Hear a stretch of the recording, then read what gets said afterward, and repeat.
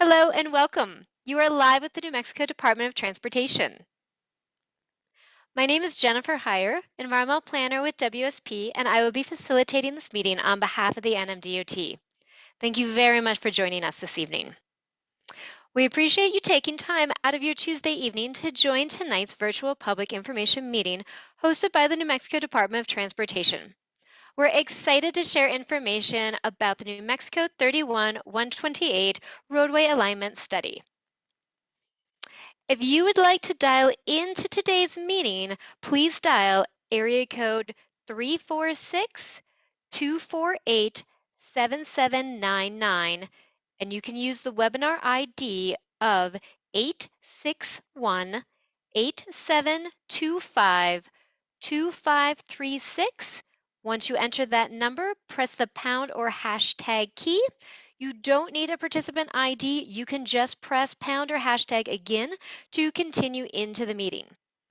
That number will also be available. It's in our chat. You can access the chat by clicking on the chat icon in your Zoom toolbar at the bottom or top of your screen. Keep in mind that if you are watching and calling in at the same time, watching online and calling in, that there may be an echo if you do not mute your audio. That will help you have a better audio experience. If you don't have immediate access to internet, continue to remain on the call line to hear our presentation. Now, before we begin, I'd like to just take a moment to go over some housekeeping items. Only our presenters today will appear on video. In addition, this meeting is being recorded and will be posted to the NMDOT's project website following tonight's event. That website is nm31-128project.nmdotprojects.org. Community members are encouraged to participate live as we go into our question and answer portion of the event at the end of our presentation, which will be about 45 minutes from now. As we move into the Q&A portion at the end of our presentation, there are a couple of ways in which you can participate with us live. If you are joining us tonight through Zoom, you can choose to select the Raise Your Hand function in your toolbar, and you will be able to be brought live to ask your question. You can also type your question in the Q&A chat bar, which is also appearing in your toolbox. If you are joining us on the telephone, you can participate by pressing *9 on your keypad. As I mentioned, we will have the question and answer at the end of our presentation this evening. We have a lot of information to share, and you may want to get a piece of paper and pen to write down some of that information. Also, one of our team members will be adding messages in the online chat on details on how you can participate in the project and also how you can provide us with your comments and questions. You can also request a hard copy of tonight's presentation by contacting me through email or telephone. My email is jennifer.hyre@wsp.com, or you can call me at area code 505-878-6577. Now, I'd like to take just a moment and recognize the elected officials who are in our virtual audience this evening. I'd like to recognize NMDOT Transportation Commissioner Bruce Ellis. Thank you very much for joining us. Again, on behalf of NMDOT, welcome to our event and thank you for joining us. My name is Jennifer Heyer with WSP, and I will be facilitating this meeting on behalf of NMDOT. Next, I'd like to hand it over to Michael Smelker to introduce you to our project team members who will be presenting this evening. Michael? Good evening, everyone, and thank you for joining us. I am Michael Smelker, Project Development Engineer with the New Mexico Department of Transportation. The NMDOT has partnered with an engineering and environmental firm called WSP to conduct this preliminary engineering study on New Mexico 31 and 128. I'd like to introduce the team that will be presenting this evening. You've already heard from Jennifer Heyer with WSP. Also presenting this evening will be Terry Ward, WSP Project Manager. Our other team members on the call with us tonight include Francisco Sanchez, New Mexico Department of Transportation's District 2 District Engineer. Everyone I just introduced will be available to answer questions after our presentation With that, I'm going to turn it back to Jennifer. Thank you, Michael. I'm going to talk a little bit about what we're going to be discussing with our meeting this evening. So tonight we're going to give you a brief background of the project. We're going to talk a little bit about the NMDOT's project development process. We're going to talk about the prior public meeting input and the stakeholder outreach conducted to date. We're going to talk a little bit about the preliminary recommendations and the detailed analysis. We're going to talk about some of the environmental, right-of-way, and cost considerations with the project. I was going to go into a little bit of the design, build, procurement for phase one and the overall phasing of in the corridors. I was going to talk about schedule and next steps. Finally, we'll end the meeting with a question and answer session, which will begin in about 45 minutes from now. As a reminder, we're recording this meeting and it'll be posted to the project website following the event. That website is nm31-128project.nmdotprojects.org. Next, I'm going to provide just a little bit of background about the project. The study consists of two roadway segments, New Mexico 31 and New Mexico 128.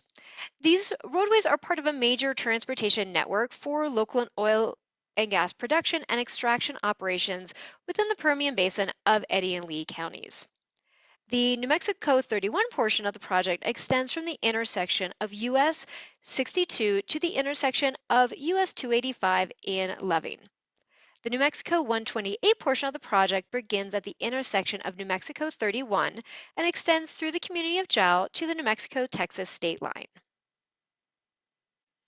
As I mentioned, we have a project website for our study, and you can find more information, visual aids, and additional information that we've provided tonight, as well as contact information for the project team and information regarding the prior public meetings that we've had. Again, that website is nm31-128project.nmdotprojects.org.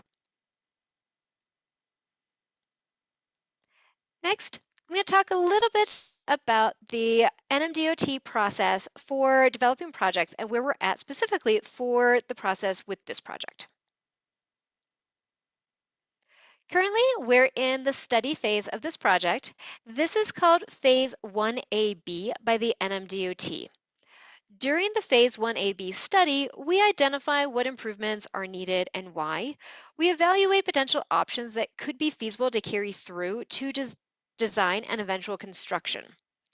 After the prior public meeting and JAL-specific public meetings held in 2021, and after coordination with multiple stakeholders, we incorporated that input received to allow us to advance the study and refine some of those improvement recommendations.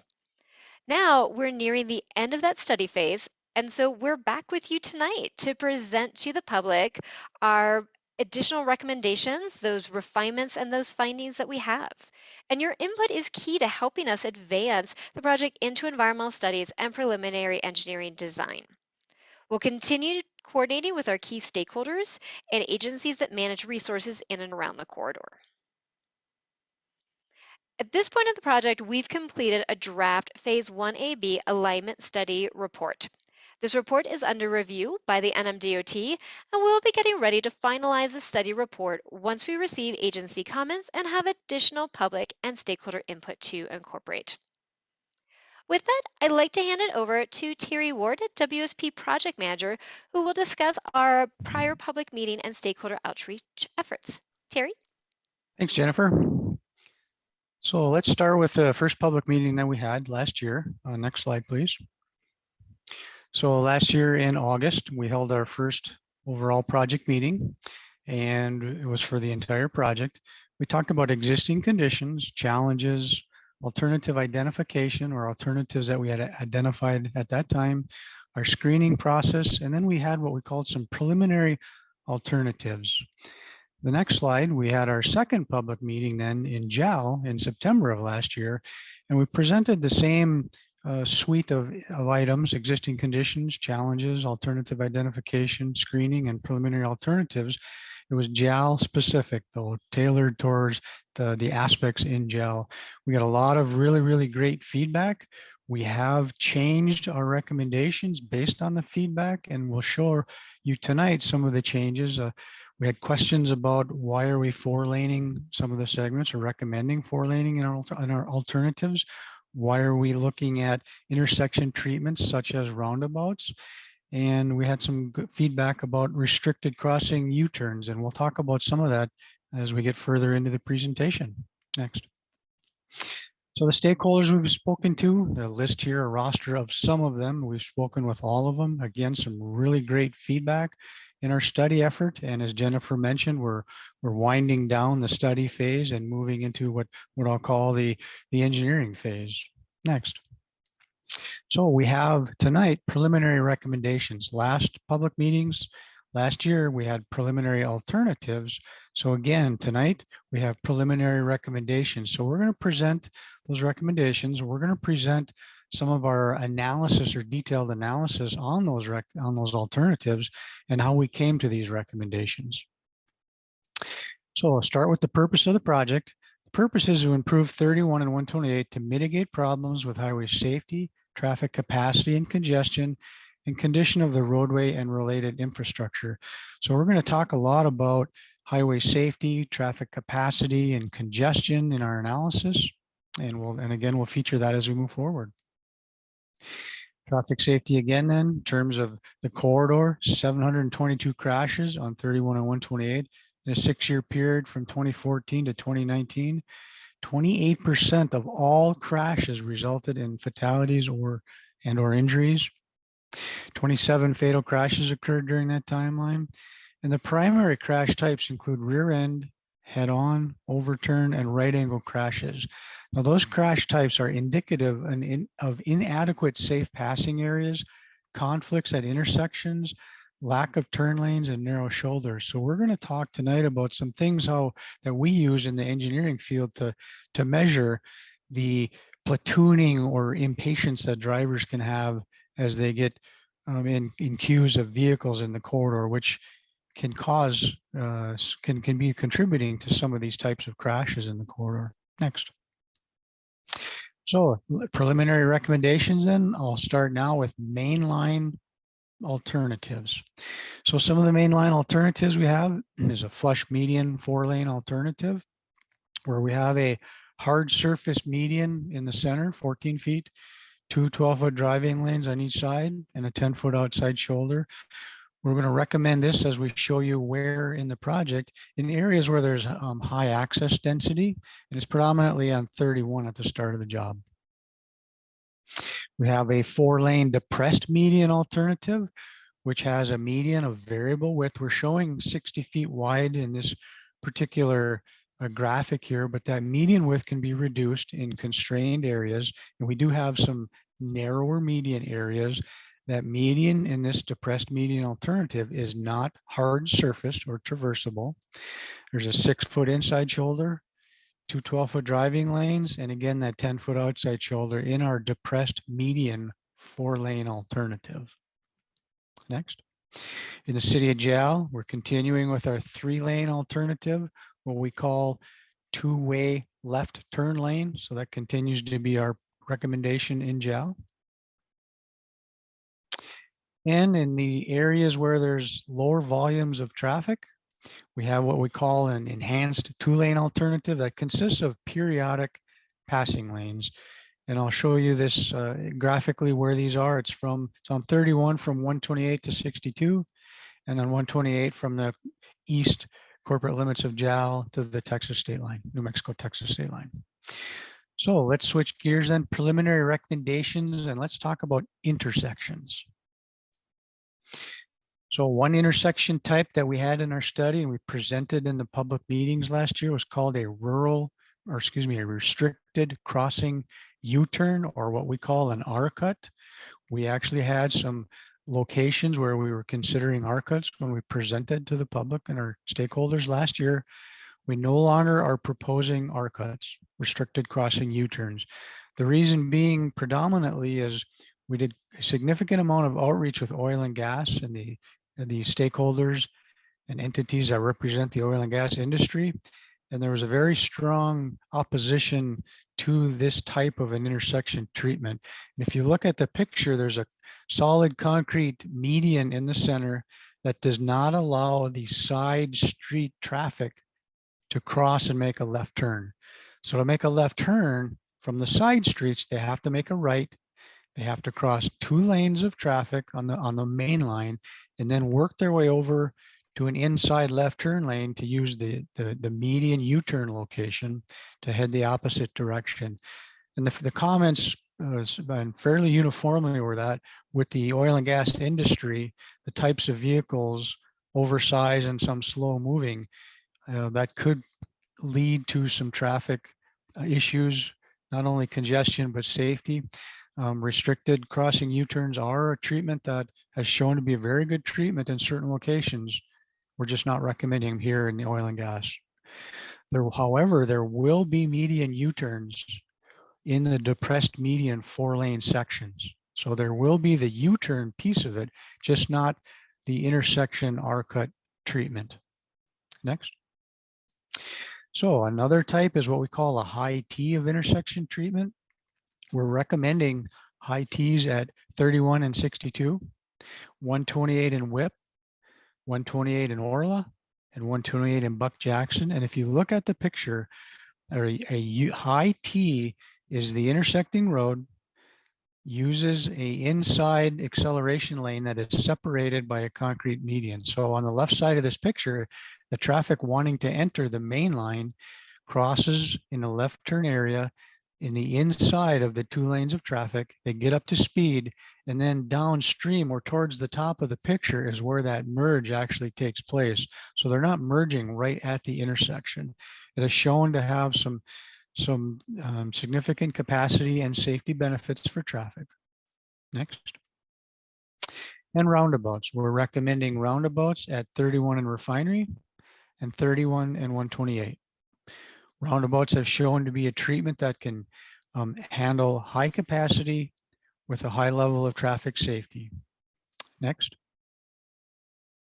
So here's a graphic picture of our proposed intersection treatment at 31 and Refinery Road. This is a large footprinted roundabout that can handle large loads. Our design for this can handle a vehicle that's 199 feet wide, 199 feet long and 22 feet wide. That vehicle can actually make a U-turn in the roundabout. We're also including, which we did not have last year in our roundabout graphics, are bypasses. These bypasses are for very large over-dimensional moves. For example, wind turbines that don't want to or feel they're not able to use the roundabout to maneuver through this area. So the bypasses are barricaded off for general use day to day. An over-dimensional move through a permit can come, move the barricades, use the bypass, again, to bypass the roundabout and not have to go to the inner circle and then continue on their way. We have one in each direction here. And next slide. This is a roundabout then at 31 and 128, similar size. It looks a little smaller just because of the nature of the graphic, but it's the same size and it has the same bypasses for each direction at 31 and 128. This is at grade over the BNSF railroad tracks there. Now we are still considering a grade separated crossing of the railroad. That's still under consideration. If we do a grade separated crossing, it may be on a different alignment. So I'll show you in the next slide what that alignment potentially could be. Excuse me, that did not get included. So if you go back, the alignment would be moving the roadway to the south to allow a higher speed movement of traffic between 31 and 128. So again, if we went grade separated with a bridge overpass of the railroad tracks, we would realign the roadway so that 31 and 128 and that exchange of traffic would be done at a high rate of speed. And the north leg of 31 would then tee into that. We would likely do a high T with that type of configuration, just to give you on insight into another alternative that's a possibility if we go grade separated. Next. Okay, so for each roundabout, they add between 15 to 20 seconds of delay for the mainline approaches as compared to free flow movements. Again, each roundabout adds about 15 to 20 seconds of delay for the vehicles to slow down, maneuver through the roundabout, and get back up to speed. But we would ask you to consider all the overall corridor improvements in the assessment that delay will cause to those intersections. Because, for example, on the left picture is the queuing that takes place at 31-128 currently. And the picture on the right is in JAL, the queuing and delays that take place there. So again, consider if those delays are reduced significantly or drastically, if you will, even with some delay in the roundabouts, the overall travel time in the corridor based on improvements is anticipated to be vastly improved. Next. And there are some educational materials on roundabouts that we have. So we've started to share those in the project website and some of our oil and gas partners. So we do have roundabout educational materials that we plan to share if our alternatives move forward with roundabouts. And finally, the base intersection type for the rural intersections will be a two-way stop control. So that's stop signs on the approaching roadways to the main line. We call that a two-way stop control. That's the base intersection type, except as has been noted. So again, a high T at New Mexico 31 and 62, a high T at 128 Whip, high T at 128 Orla, high T at 128 Buck Jackson, and a roundabout at 31 Refinery and 31 128. And then one more thing of note is that we are recommending signals, traffic signals, a New Mexico 128 and New Mexico 18 in JAL, and 128 and 3rd Street in JAL. So some preliminary recommendations and overview then. How did we come to these recommendations and what do they represent? So this is a graphic of the entirety of the corridors, and I'll start on 31 in red. For segment 1, we have a 4-lane, the flush median alternative I showed you because of the access density. We have a new bridge over the Pecos River to 4-lane that segment. We have a blue segment there, which is 4-lane depressed with a 38-foot wide median. And then we have a roundabout at 31 in Refinery. And then another segment in green then is a 4-lane depressed, 38 feet, with a roundabout that I showed you at 31 and 128. The remainder of 31 then in goldenrod is a 2-lane enhanced with passing lanes. On 128, basically from 31 all the way to JAL, we have a 4-lane depressed. We start out 38 feet wide in red, and then we switch the rest of the way all the way to JAL to a 4-lane depressed with a 60-foot wide median. We have a high T, like I mentioned, at Whip, a high T at Buck Jackson, a high T at Orla. In JAL, we have the 3-lane, 2-way left turn lane configuration. And then from JAL to the New Mexico-Texas line, we have 2-lane enhanced with passing lanes. There's a lot of information here. Again, this will be online after our presentation. You can go online and study the map a little bit closer. But the question becomes then, well, how did you get to these recommendations in terms of the 4-laning and the intersection type treatments? And we'd really like to show you that a little bit more in detail. Next, please. So our detailed analysis. Again, how did we get to these recommendations that we're sharing with you tonight? Next. We focused on a design year of 2041. So we took existing traffic conditions, all the traffic data that we had, and we grew that traffic out to design year 2041 with an annual growth rate of approximately 1.2%. And we focused on traffic operations and traffic safety from the purpose and need as the predominant analysis criteria. Okay, next. So I'm going to talk just briefly about traffic operations and level of service from the New Mexico DOT State Access Management Manual. They have criteria on level of service. So you can see rural 2-lane highways, it's level of service B, similar for rural mainline. Rural unsignalized, it's level of service C or better for all approaches. Basically, for 2-lane highways, level of service is a grading system. Like in school, it's A through F. It measures travel speed, average travel speed, and percent time someone is following. So it's measuring how fast people are driving in a model and how percent of time they're following, which can lead to impatience, trying to pass, those types of criteria. For multi-lane highways, level of service is based on density, passenger cars or vehicles per mile per lane, okay? So I'm going to talk a little bit more on the next slides about level of safety. So let's talk 31 first, and let's start with the 31 main line. So existing conditions, 2-lane highway, 31 is a 2-lane highway, existing conditions. If we left things like they are and grew traffic at 1.2% out to 2041, you can see the level of service grading that we have in the different segments. And the shaded ones are one that do not meet DOT level of service criteria. So you can see the predominant segments in the corridor out in 2041, leaving it as a 2-lane highway, do not meet level of service criteria. That means travel time is lower than it could be, and the percent of time following or queuing or platooning is more than it should be. The last thing to note on this slide is 128 to 62, the very last row. Level of service is good there. So we're not going to talk much more about that. That's the enhanced passing lane segment. So as we move a little deeper into this data then, next slide.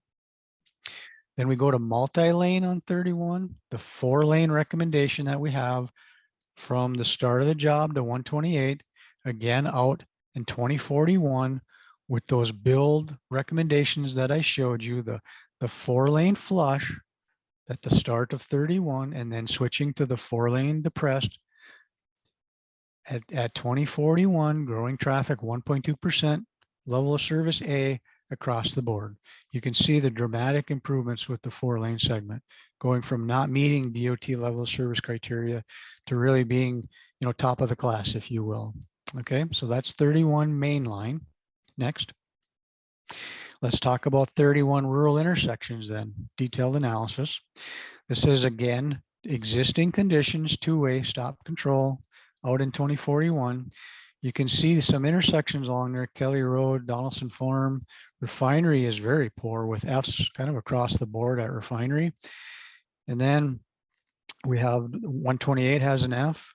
And out at US 62, there's some Ds and an E down there. So you can see intersections, not all of them, but a number of them have difficulties in terms of level of service, leaving it as a 2-way highway with 2-way stop control, which is out there in today's conditions. Next. So if we go to our build recommendations and using 2-way stop control, so if we upgrade to 4-lane, the segment, the first segment that I talk about from the start of the job out to 128, you can see the intersections operate very well, except for Refinery, 128, and 62. So basically, this slide is saying that 2-way stop control, the basic type of intersection in 2041 with a 4-lane highway from US 285 out to 128 will operate very well for every intersection except Refinery, 128, and 62. So we had to look at other types of intersection treatments. Next slide. So what are those types of intersection treatments? 31 in Refinery, and green is our recommended roundabout. Build conditions, level of service is very good. An R-cut did not do very well. A high T had some issues there. 62 and 31, you can see the high T recommended. We also looked at an R-cut there. The high T performs well. 31 and 128, existing configuration in green is our roundabout. Level of service A, again, top of the class across the board there. We did look at an R-cut and a high T, and there's some operational issues with those with the existing configuration. So another thing we tried to do, and I mentioned in the slide on 31 and 128, is to realign 31 and 128 to allow a higher speed movement with a high T. And you can see the level of service in red there is A's and B's, so it works well. But the problem is it introduces a skew angle with the BNSF railroad tracks crossing that is not preferable from a traffic safety railroad crossing perspective. So we went away from that, but we did look at that in terms of realigned configuration for a high speed for a high speed movements with a high T at grade. Okay, next. So this shows you the 31-128 intersection with that high T at grade that I talked about. Again, it performs well in terms of level of service. However, it introduces that skew angle that's undesirable in terms of safety at a railroad track crossing. If we do go to a grade separation there, this would be very close, if not the alignment that we would use, perhaps with a high T, again, if we end up going towards a grade separated crossing there. Next. Okay, so in summary on 31, based on crash history review, improvements are needed to address safety concerns from Kelly Road to 128. Crash occurrence north of 128 does not indicate specific safety concerns. However, again, we're still recommending passing lanes in that segment. The types of improvements recommended include addition of left turn and right turn speed change lanes at major crossroads to 31 with proper deceleration lanes and storage lengths, providing a median to provide a positive separation of the opposing travel directions, providing additional traffic capacity at intersections along the highway segments, and potentially adding rumble strips along the outside edges of the travel lanes and along the center line where applicable. So those are some of the traffic safety items that we would look to include as we move forward in terms of our design and the engineering. Next. So let's do the same on 128. Let's start with a detailed analysis. 2-lane highway, existing conditions, meaning leave as is, grow traffic out to 2041, 1.2% per year. And you can see the performance of the intersections across the board from 31 to the westerly limits of Jal, Wyoming Road. Each intersection has some operational challenges shaded in pink. From the easterly limits of Jal to the New Mexico-Texas border, again, the level of service is good there, so we're not going to talk any more about that as we move forward. We're recommending passing lanes on that enhanced 2-lane segment. We're not going to talk much about Jal. We have a public meeting coming up in Jal where we'll show some of the traffic modeling that we did in Jal and dive a little bit deeper into the improvements in Jal. So if you're interested in that, I encourage you to watch for our next public meeting, specifically in Jal. Okay, next. So then multi-lane, 4-lane highway, 2041 build or our recommended improvements. Again, 4-lane depressed median from 31 all the way to the westerly limits of Jal. Across the board, A's for level of service. Again, that's top. That's the best you can get. So it improves all of those intersections to level of service, the main line, improves the main line all the way across the board from 31 to the westerly limits of Jal to a level of service A for main line. So let's talk about the 128 rural intersections then. Existing conditions, 2-way stop control, 2041, leave as is, grow traffic, what happens? You can see Whip, Red Road, Buck Jackson, Orla, Delaware Basin, Battle Axe, they all have some level of undesirable level of service performance. In Jal, 3rd Street and 18 are very poor in terms of level of service. Schooley Road and Willis, they, in terms of 2-way stop control, they operate very well. So that we had to then look at a little bit further in terms of some intersection treatments. Next slide. So we grew traffic with our recommendations, 4-lane, using stop control as the base intersection. And you can see Whip Road, Buck Jackson, and Orla stood out then. All the other ones operated 2-way stop control, 2041 with a 4-lane main line, had an acceptable level of service, except Whip, Buck Jackson, and Orla. So similar to the intersections on 31, we had to then look at different treatments. Next slide. So for WIP, we looked at roundabout, Arcot, and high T, and we landed on a high T. Buck Jackson, similar, ended up with high T. And Orla, similar with a high T. You can see in Arcot actually had an undesirable level of service at each one of those as we got into our detailed analysis. A roundabout would work from a level of service performance there, but a high T tends to allow mainline traffic to move with lesser delay, if you will. Traffic in a high T on the mainline does not have to slow down as much as they would on a roundabout.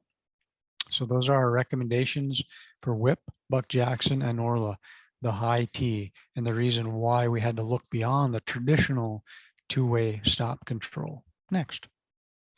So again, based on crash history, similar types of improvements, the turn lanes, speed change lanes, median, intersection traffic capacity improvements, and then rumble strips. Similar to 31, those same type of traffic safety elements could be added along 128 as we move forward with our engineering and design work. Next. And here we'll turn it back to Jennifer. Thanks, Terry. So I'm going to talk about a couple of the environmental, right-of-way, and cost aspects of the study. As part of the alignment study, we've identified a handful of environmental considerations and constraints within the corridors. Both of the roadways pass through largely unpopulated semi-arid lands in southeastern New Mexico, and both of those roadways are serving, the local oil and gas production extraction operations. The project is not anticipated to impact the surrounding land uses, and currently no residential or business relocations are expected. We'll continue to do additional review of potential community and land use impacts as we continue into our environmental analysis and documentation phase. We've also reviewed the corridors for natural resources and completed field surveys. The Pecos River is the only perennial waterway in the study area. There are wetlands associated with the river, and because of that, the proposed new bridge is planning to be offset to the south in order to avoid impacts to wetlands. The New Mexico 128 corridor is situated in the Nash Draw watershed, which is actually a closed water basin lacking connection to the Pecos River watershed. There's also no federally designated critical habitats or for threatened and endangered species within the study area. Additionally, we've also completed field studies for archaeological sites and historic properties. Based on the field investigations, we've identified that the build alternative would impact approximately 9 archaeological sites at the 31-128 intersection with the roundabout options. We'll be consulting with the State Historic Preservation Office to discuss the extent of these impacts and needs for mitigation, in addition to consulting with the Bureau of Land Management and the State Land Office. This will eventually result in a data recovery plan to mitigate for the impacts prior to construction. The portion of the project along New Mexico 31 will cross or intersect with about 9 historic properties that are eligible for listing on the National Register of Historic Properties. And some of the archaeological sites are also located along New Mexico 128. The potential to impact these sites will also be discussed with the SHPO, BLM, and State Land Office. Another unique environmental resource within the study corridor are geologic hazards. These are cave, karst topography, and other subsurface geologic voids that are pretty common in southeastern New Mexico. Portions of the study area are composed of gypsum-based geology where fissures and tubes and caves are common. The subsurface extent of these features can be rather extensive, and cave and karst investigations in the field are ongoing. In terms of right-of-way considerations, the property surrounding the study corridors is a combination of federal lands administered by the Bureau of Land Management, state trust lands managed by the State Land Office, and private lands. We've developed an enhanced conceptual engineering design, which is approximately 30% design level, that depicts the anticipated construction limits and the right-of-way needs for the project. The project will require areas of new right-of-way beyond the existing NMDOT right-of-way, whether those are permanent impacts or temporary during construction. Right-of-way acquisition as well as environmental permitting will be based on the enhanced conceptual engineering design. Currently, along New Mexico 31, we've identified approximately 95 acres of additional right-of-way need, and we've identified approximately 195 acres of additional right-of-way needed along New Mexico 128. Some of these are contiguous parcels, some of them are not. Currently, the estimated cost to construct the entirety of New Mexico 31 portion of the project is roughly $165 million. The table provided a breakdown cost summary based on the different elements of the project. It's anticipated that the New Mexico 31 portion will have 2 construction phases. The overall estimated cost to construct all of the improvements along New Mexico 128 portion of the project is around $325 million. As mentioned earlier, construction will be phased due to funding availability, and we're anticipating about 6 segments for constructing the New Mexico 28 portion.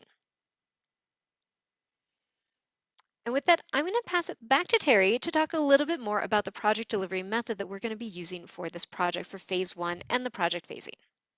Thanks, Jennifer. So I'm going to talk about design build procurement, which is our first phase of delivery of these improvements. So next slide, please. So the design build phase, or phase 1, will be federally funded and consist of the following base elements: improvements to 31 just east of the US 285 through the 128 intersection, and including the New Mexico 31 128 intersection. Estimated construction cost is 70 to 80 million. Now that's the first federally funded base element. So that means this portion of the design build contract is funded. Next. Then there's some following add alternative elements. So these currently are not funded, but they're elements or segments of the corridor that can be added into this design build contract if the funding comes forward. Top of the list is City of Jal improvements, estimated construction cost 23 to 26 million. 128 from 31 to the Whip Road, estimated 50 to 55 million. 31 and 128 site safety improvements, estimated between 2 and 20 million, which is a big range, but it depends on the level of improvements made. And again, these are not funded currently.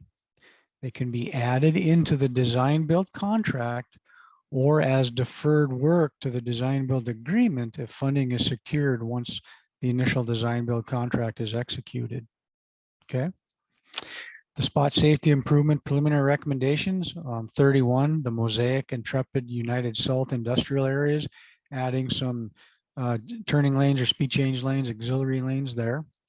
And on 128, we've identified Orla, Buck Jackson, and the segment of Orla through Buck Jackson as a potential site safety improvement. Again, these areas or these improvements could be added to this initial design build contract should funding becomes available.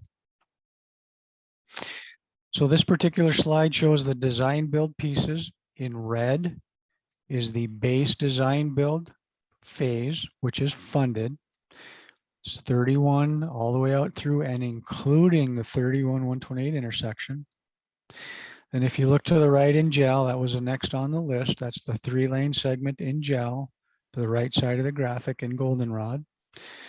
Next was in purple, the piece of 128 from 31 through and including the Whip Road. So there's the high T at Whip. And then in turquoise and goldenrod, turquoise on 128, the Buck Jackson, Orla, and segment between Buck Jackson and Orla, that's in turquoise. And then the spot safety on 31 in the Mosaic, Intrepid, United Salt campus areas up there. So this again, this shows the initial design build base contract in red and the potential alternative phases that could be added in if funding becomes available to this initial design build contract. Next. This shows the conceptual phasing that Jennifer talked about in the cost spreadsheet then with the cost of the improvements, the overall cost. We've put together this graphic just to show a possibility of phasing. We tried to break it up into fundable packages in terms of the improvements. So this just gives a feel for what the phasing again could be based on what we, and to the best of our ability, thought were fundable phasing approaches to building out the corridor improvements. Next. So schedule and next steps. Thanks, I Terry. think, Jennifer, that's yours. Yes. So I'm going to talk a little bit about the schedule and the next steps of where we're at. So the project study began in the fall of 2020 with the Phase AB study and collecting data to develop conceptual alternatives that we presented at the study phase public meeting in August 2021 and at a JAL-specific public meeting in September 2021. We're now having our third public meeting today. We're also, look at that, someone put that on the slide. Thank you for updating that. And as we've talked about, we're going to be having a public meeting in JAL, specific to the JAL segment, and that's going to be on May 24th. And notices will be coming out for that soon if you'd like to join us for that one as well. We anticipate completing the study by July, August 2022. At that point, the DOT will have a recommended alternative to advance into initial engineering design and environmental analysis, which will begin this summer and carry through to summer 2022.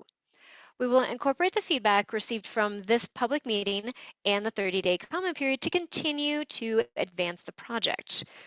We'll be having our next public meeting in JAL. We'll also incorporate that feedback as well. We will continue to also work with our stakeholders. We expect to begin construction of the initial design build phase starting as soon as fall 2023. The construction of additional priority areas will be phased and the timing adjusted depending on funding availability. For our next steps in the process, we're going to be gathering input from the public today and after our event. Going to be also gathering that public input after the JAL-specific public event. We're going to complete the detailed Phase AB study report. We're going to work on completing the environmental studies and documentation. We'll be developing design build contract documents for the request for proposals. We'll be doing that now through summer of 2022. We're going to be identifying the right-of-way acquisition needs. We will be selecting a design build team by early to mid 2023, and then we'll be starting the construction of phase 1.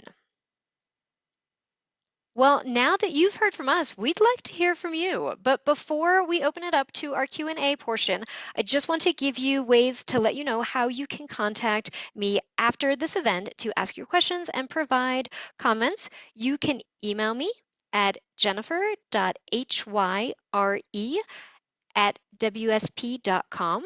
You can call me at area code 505-878-6577.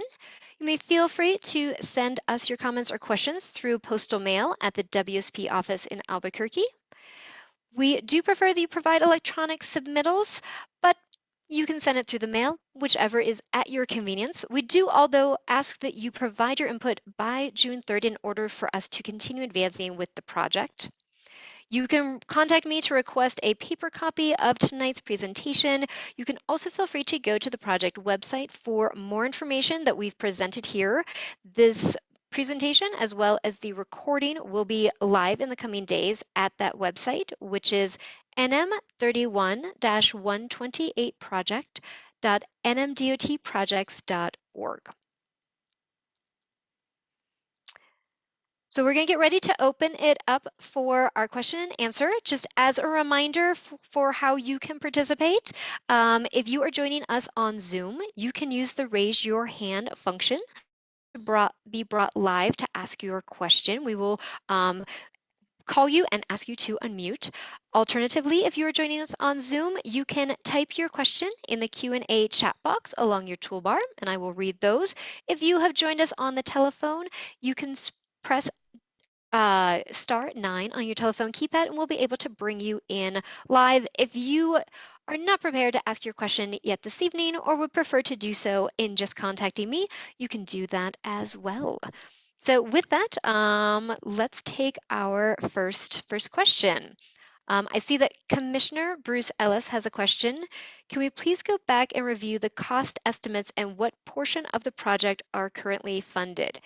That's a good question. Yes, we can do that, Commissioner Ellis. Terry, do you know off the top of your head which slide that is? Were those mine?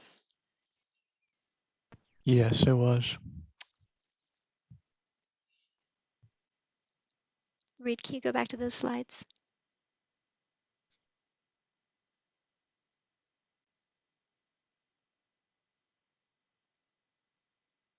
Just missed them.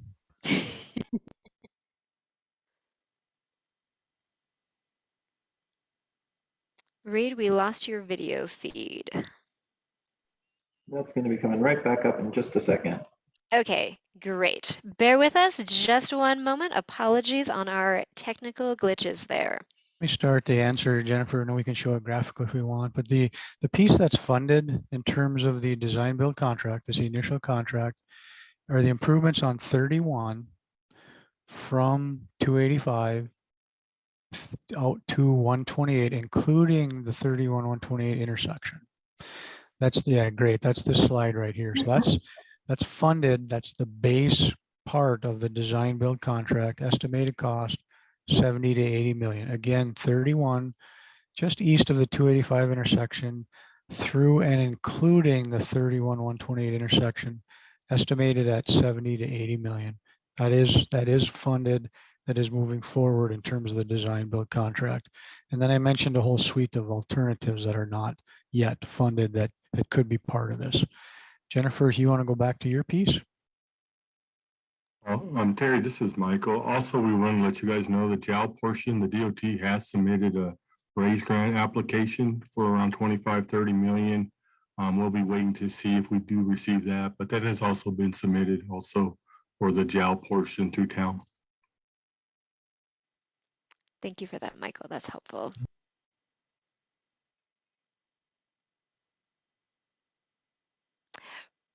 Reed, do you maybe want to move to the slide that showed for the two segments, the tables of the different cost breakdowns?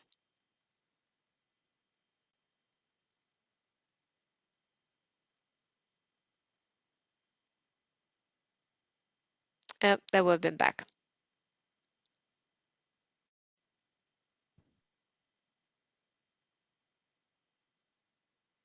Go back or go up. Just a few more, go up. Keep going, There. Yep.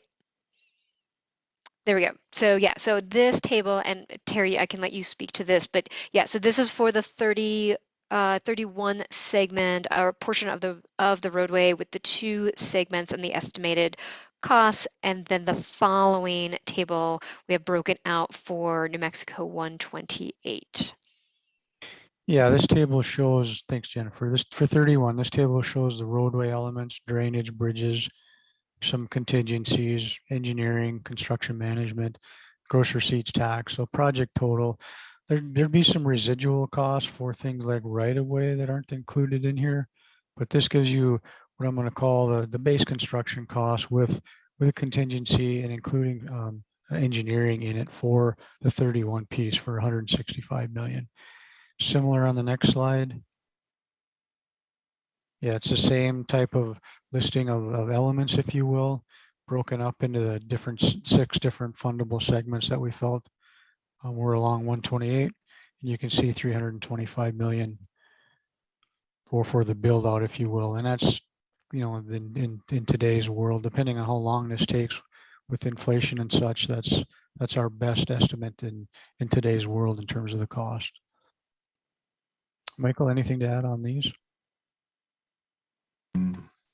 No, the segments on this one on 128, the only thing I'll add is segment 5 is one of our priorities, probably one of our first priorities to get that completed, and that is the portion through JAL for everybody to understand. That is one of the priorities. That's helpful. Thank you, Terry. Thank you, Michael.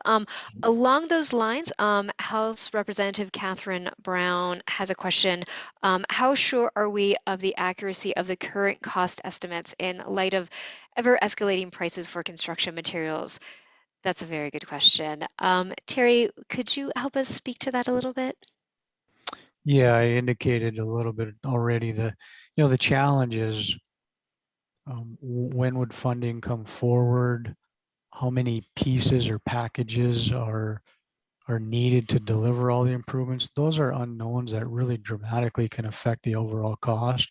So in general, the more funding that can come and the bigger contract or project that the DOT can put together, the better off, or the more bang for the buck, if you will, they're going to get.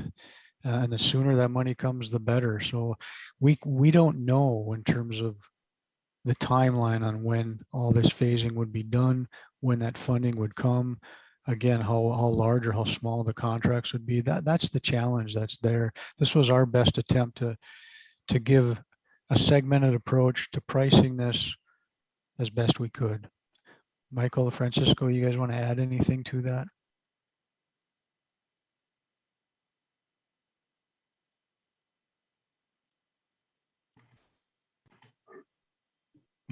Yeah, I think Terry covered that well. We are always working on putting those estimate costs, and we are aware of the escalating prices and construction costs. So we're looking at that continuously right now, making sure we can move forward with that. And I think our contingencies and everything else, we're trying to establish that.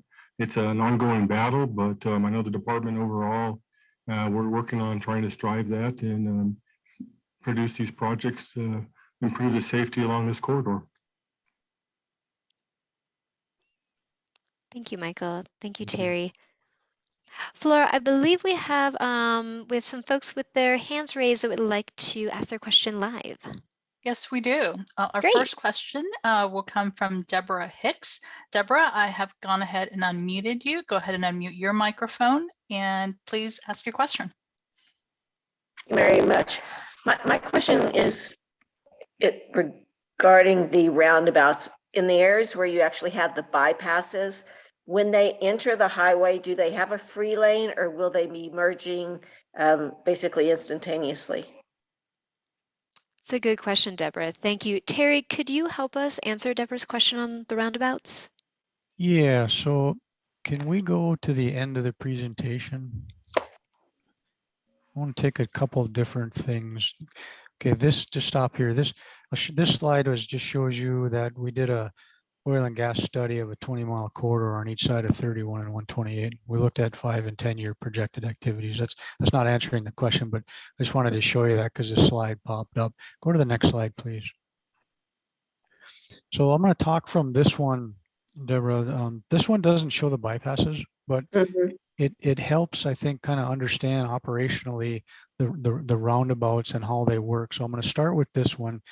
Each roundabout, first of all, again, 31 and Refinery, 31 and 128 are the two locations we're recommending multi-lane roundabouts or 2-lane roundabouts. Okay. The inscribed diameter is 230 feet. There's 2 lanes, a total of 30 feet. So the 4-lane highway, if you will, the 2 lanes approaching in each direction, there's 2 lanes going through the roundabout, a total of 30 feet wide. And then there's this truck apron of 17 feet. So in pink and white, this is a hard surface, typically concrete in truck apron, 17 feet, that's traversable by traffic. That's normal day-to-day movement of vehicles through here. We're showing a very large truck, 199 feet long, 22 feet wide, 19 axle mover that can make a U-turn in this particular graphic, just to give you an idea for the size of this. Now your question about bypass lanes. So those bypass lanes go around the roundabout. They're barricaded off in some way, shape, or form. The barricades, if they're built, would be removable by the overdimensional movers. And they typically, those large moves have shadow vehicles or pilot vehicles. Right. So we would not intend to build an acceleration lane or a deceleration lane, because the thought is the shadow or pilot vehicles would go up ahead and open a barricade for them to get onto the bypass. Then they would maneuver their way through the bypass and get ready to enter the trunk highway. And they would have pilot vehicles and shadow vehicles to help them make that maneuver.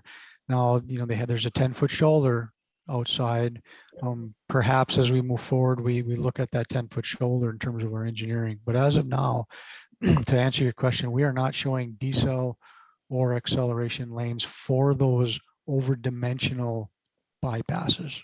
Does that No, help? and that, yes, absolutely. It makes sense that you, since they're barricaded off, not just for lack of a better word, casual or lazy driver use, if you will, but it allows pilot cars to take care of it. So that was my greatest concern, is that people can opt out easily, and you're saying they can't because there are barricades that have to be moved. So having those large vehicles, those connexes that have, dual wheels on the back or something like that, are very large, they would not be able to just easily opt out. That was my concern. Okay, thank you. Thank you. Yeah, great question. Thank you very much. Flor, do we have somebody else with their hand raised that'd like to go live? No, at this time we do not, but we have 2 questions in the Q&A box. Fantastic. One of our online listeners, Wendy Austin from Intrepid Potash. From Terry's presentation, I understand that Highway 31 will be designed as a 2-lane enhanced roadway with passing lanes, where there'll be a passing lane located at our west plant. And can you please explain the spot safety improvements that were mentioned during the presentation and the likelihood of those improvements being funded? Those are really good questions, Wendy.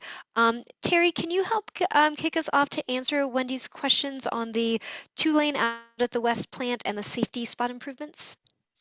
Yeah, and then Michael, I'll toss it to you for funding. Wendy, yeah, in terms of the Mosaic, Intrepid, United Salt campus areas, we're showing, I'm going to call them auxiliary lanes or turning lanes, and it really helped the safety and operational there. So we would offer, if you want, we could schedule a meeting and we could show you exactly the details of what we're recommending there. But we are showing turning lanes and auxiliary lanes because of the egress and ingress and egress there, in terms of the vehicles and workers and trucks and everything that's going on there. And again, we would offer, if you want, get a hold of Jennifer or I, and we can schedule a meeting and show you exactly the details that we're recommending there. Michael, and then the passing lanes in there, we're showing between 128 and 62. We're recommending 2 passing lanes in each direction.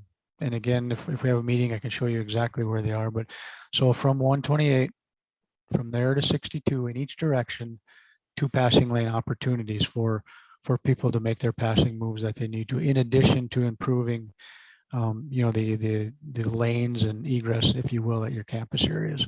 Michael, funding? Yeah, I'll talk to you about the funding. Right now, we have basically 3 priorities. First one is New Mexico 31 from, like Kerry had said, from 285 to the 128 31 intersection. The second priority, again, like I mentioned before, is JAL. And then our third priority right now is the site safety improvements. So the likelihood of that being funded, we are looking at that, and those safety enhancements of those intersections are being, we're trying to go ahead and get the funding for those. At this time, they are not funded, but they are one of our highest priorities to address these spot safety areas if we can at this present time. If not, we will probably be looking at those as separate projects as we move forward as step out projects from what we are proposing at this time. Those are our 3 biggest priorities right now. And Michael, if I could add, the benefit to having those alternatives as part of the design build is, if funding comes forward, the improvements could move forward much quicker than having to go through a full design, putting it out for bid, and going through the whole procurement process. So to me, that's the benefit, if you will, of having these alternatives. If the funding comes forward, Michael and the DOT can add those improvements in rather quickly compared to doing it traditionally with a full design and going out for bid. Thank you, Michael. Thank you, Terry, for that. That's helpful. And Wendy, as Terry mentioned, please feel free to reach out to myself and we can schedule a one-on-one with yourself and others from Intrepid Potash and sit down, talk more in detail. We love meeting with our stakeholders and definitely Intrepid Potash is one of those. So yes, we want to continue talking with you and furthering the conversation. So feel free to reach out if you do want a one-on-one. Also, one of our online listeners, Max Valerio, you've asked for a copy of the presentation. I would love to provide you with a copy. Feel free to, I don't know if you want a hard copy or electronic. So if you could call me or email me or somehow communicate so that way we know how to get in touch with you, and we'll be happy to provide you with that. Fleur, do we have anyone else who has raised your hand? No, we have no one with their hands raised at this time. Okay. Oh, and also, in addition, the presentation as well as the recording, as a reminder to everyone, as well as to Max, that will be on the NMDOT project website in the coming days. So that is also another way of being able to access it as well. So lots of different ways to be able to get that. We have, Deborah, I see your question is in here in the chat. It was about the bypass. I feel that we have already kind of answered that one, I believe. If not, drop it in the chat and let me know if you need additional details there, but I feel that we kind of gave a good deep dive into that for right now. I don't have anything else in the chat or anyone with their hand raised. So with that, maybe I'll Francisco, would you be interested in saying a couple words about the project? Yes, Jennifer. Well, first of all, thank you for spending your evening with us. I know your time is valuable. And once again, thank you for spending your evening and asking these great questions. I am your District 2 engineer, Francisco Sanchez. It's an exciting time for NMDOT, and it's a great time for me to be district engineer. We have more tools to deliver projects, as Terry discussed, the design build process in this presentation. Funding, that's always been critical and very difficult for NMDOT, but our legislative partners have seen the value of investing in infrastructure projects, not only throughout New Mexico, but Southeast New Mexico. I know there were some questions on the likelihood of being funded. And I'll just touch base shortly, and from 2008 to 2018, from the state investments from our legislature, we received $100 million. These last 5 years, like I said, they've really seen the value of infrastructure in New Mexico. In 2019, we received $325 million. In 2020, $138 million. In 2021, over $300 million from our legislative partners. We had a special session in 2021 in December, 172 dedicated to infrastructure projects throughout New Mexico. This legislative session, over 200 million. So there's a lot of infrastructures around New Mexico, but we're working to bring that funding to Southeast New Mexico. District 2, WSP team and NMDOT look forward to delivering this project for Southeast New Mexico. And NMDOT staff, thanks you once again for attending this presentation, and we look forward to serving you throughout the years here in Southeast New Mexico. Thank you once again. Thank you, Francisco. We're glad we were able to spend time with you this evening, and we hope you have a good night, and we'll be seeing you again soon.